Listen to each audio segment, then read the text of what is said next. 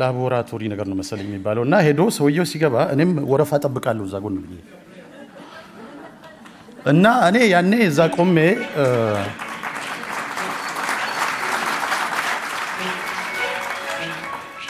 Bon, c'est pourtant clair ce que je dis là, non? Eh bien non, en fait, ce n'est pas clair. Je reprends. Ni pour le patient, ni pour le soignant. Et pourtant, c'est cela, une consultation médicale en l'absence d'interprète. Ce que certains appellent une médecine vétérinaire. On ne peut pas parler, on peut juste ausculter, palper, et avec des résultats médiocres, en faisant plus d'examens complémentaires, en errant dans les diagnostics, donc en faisant vraiment de la mauvaise médecine. Lutter contre cette mauvaise médecine et promouvoir la présence d'interprètes en milieu de santé. C'était l'objectif du premier colloque d'Interservice Migrants Interprétariat. «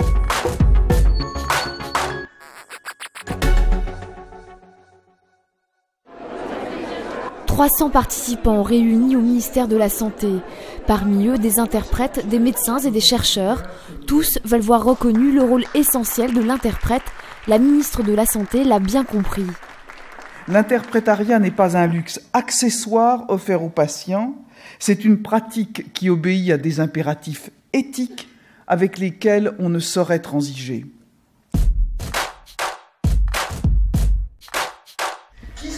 La loi garantit l'égalité dans l'accès aux soins et contraint le soignant à s'assurer du consentement du patient lors de tout acte médical. L'interprétariat est non seulement un service supplémentaire, il est une ardente obligation pour que la notion d'égalité républicaine ne soit pas une affirmation virtuelle, mais bien une réalité de tous les jours. J'aimerais tout d'abord peut-être dire le plaisir que j'ai. Et la présence de l'interprète révolutionne la qualité des consultations médicales. Pour preuve, le nombre de recours aux consultations avec interprète dans un département comme la Seine-Saint-Denis. 5000 interventions en 2009. L'assistance publique des hôpitaux de Paris, elle, utilise plus de 11 000 heures d'interprétariat par an. Cette fois-là, j'avais organisé une consultation pour cette femme turque et pour les soins médicaux. Un de ses enfants l'accompagne en consultation et traduit très approximativement. Alors, lorsque je l'ai reçue avec interprète, elle avait tout à fait été enthousiaste pour cette présence. Moi, j'ai été bouleversé par la soudaine qualité de l'entrevue. Vous voyez, je suis myope et ça m'a fait la même impression que la première fois que j'ai mis des lunettes. Le monde était présent autour de moi, mais quand j'ai mis les lunettes, tout est devenu clair. On comprend bien que si la personne ne peut pas communiquer sur son état de santé, on va multiplier les examens de diagnostic, parfois inutiles. Si la personne pouvait simplement se faire comprendre, de bien communiquer, c'est une stratégie gagnant-gagnant, gagnant pour le malade, gagnant pour le patient, gagnant pour le malade, pour le patient, pour le médecin, pour le soignant, mais aussi pour l'ensemble de la collectivité nationale. Je vous présente Con. L'interprétariat bénéficierait donc à l'ensemble de la société. Et pourtant, sur le terrain, les préjugés sur le coût de ce service perdurent. Le contexte de crise économique et budgétaire crée un obstacle qui nous préoccupe. De plus en plus, nos interprètes s'entendent dire qu'ils coûtent cher. Des solutions de remplacement sont tentées ici ou là au détriment de la qualité et de la compétence. Des solutions de remplacement à courte vue. C'est très probable qu'on perd beaucoup d'argent, les hôpitaux, le système de santé perd beaucoup d'argent à cause des barrières linguistiques. Aussi les aspects importants de prévention, si on pense au VIH-Sida, c'est clair que si tu évites un cas à cause d'une bonne communication, que c'est beaucoup moins cher qu'avoir quelqu'un avec le VIH.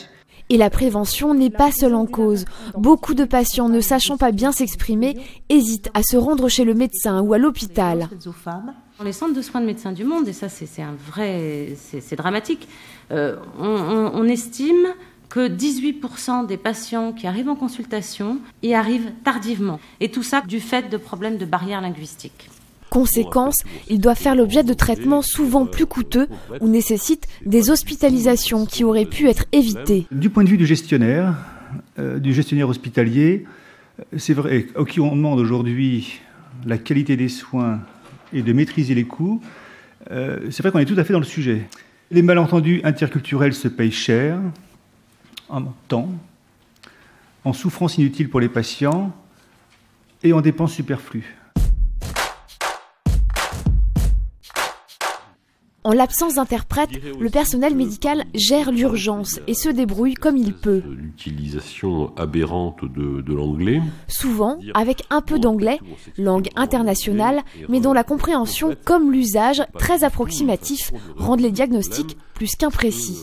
Autre mauvaise solution, le personnel médical opte souvent pour un interprète non professionnel, choisi dans l'entourage du patient.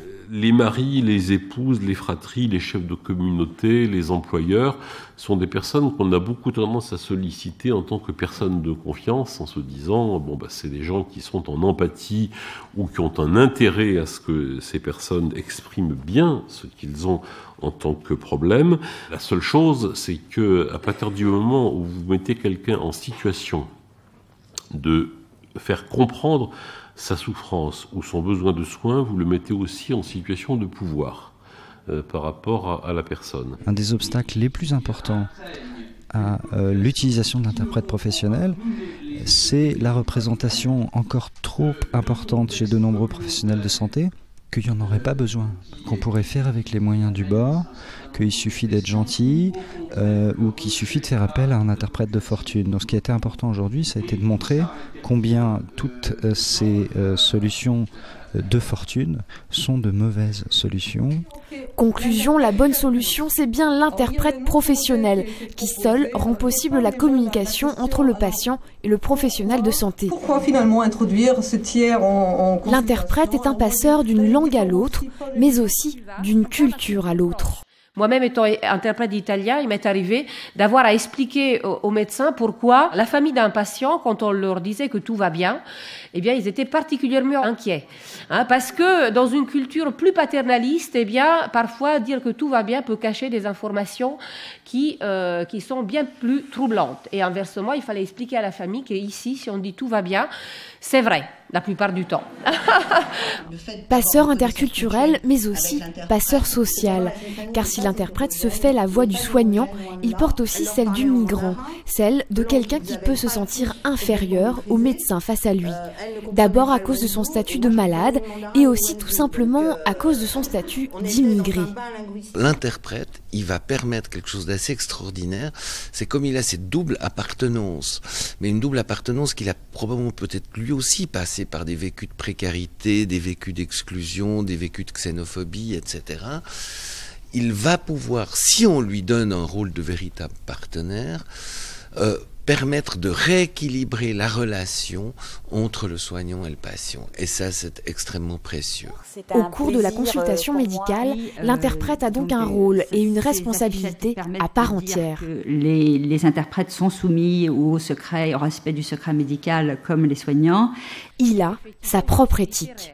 Comment dire les choses? C'est une décision permanente qu'il doit prendre, donc il ne peut pas être passif.